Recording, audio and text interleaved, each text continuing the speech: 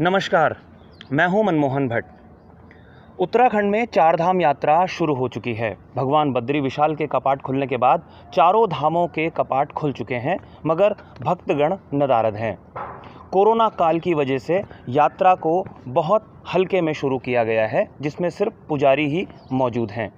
आमतौर पर यात्रा शुरू होने के बाद भक्तों की भारी भीड़ उमड़ा करती थी। चारधाम यात्रा मार्ग पर अच्छे खासी भीड़ नजर आती थी, जिससे पूरे गढ़वाल की अर्थव्यवस्था चलती थी। न सिर्फ चारधाम बल्कि ऋषिकेश और हरिद्वार जैसे तीर्थ स्थलों पर भी तीर्थयात्रियों का हुजूम उमड़ा हुआ होता था, मगर कोरोना की वजह से सब कुछ अस्त व्यस्त पड़ा हुआ है। आज हम ये आपको बताएंगे कि उत्तराखंड में चारधाम यात्रा का क्या असर होता है अर्थव्यवस्था पर, और कोरोना की वजह से इस अर्थव्यवस्था में कितना संकट गहरा गया है। उत्तराखंड की अर्थव्यवस्था 2,66,000 करोड़ रुपए की है। इसे उत्तराखंड की जीडीपी भी कहा जाता है।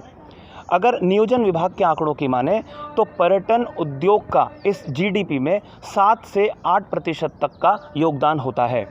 इससे जुड़े हुए परिवहन व्यवसाय का भी 1% से ज़्यादा का योगदान जीडीपी में होता है, यानी कि करीबन 9% के आसपास का जीडीपी में योगदान पर्यटन उद्योग सीधा करता है। लेकिन कोरोना की वजह से ये पर्यटन उद्योग पूरी तरीके से चरमरा गया है।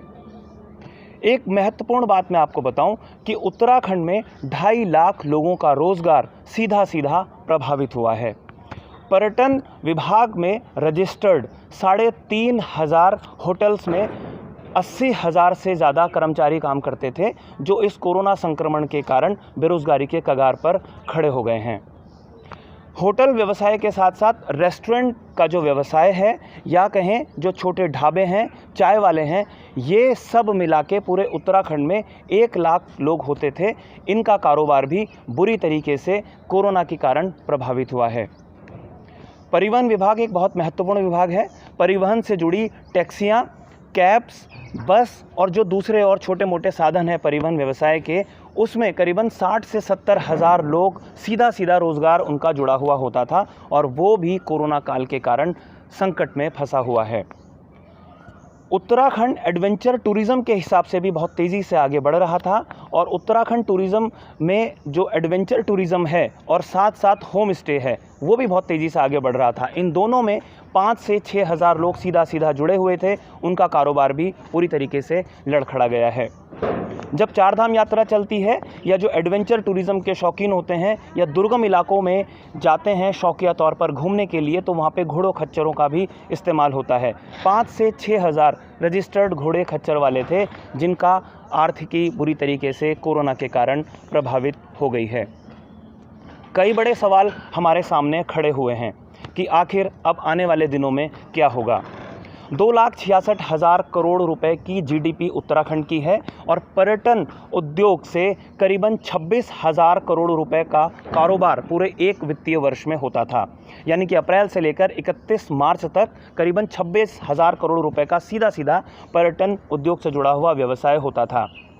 अगर हम नियोजन विभाग की माने या उत्तराखंड सरकार की माने तो 70% व्यवसाय पूरी तरीके से चौपट हो चुका है। यानी कि अप्रैल से लेकर सितंबर तक की कैलकुलेशन में 70% जो कारोबार होता था वो चरमरा गया है, और 30% के कारोबार होने की उम्मीद अक्टूबर से हो सकती है। इस तरीके की उम्मीद नियोजन विभाग या उत्तराखंड सरकार कर रही है।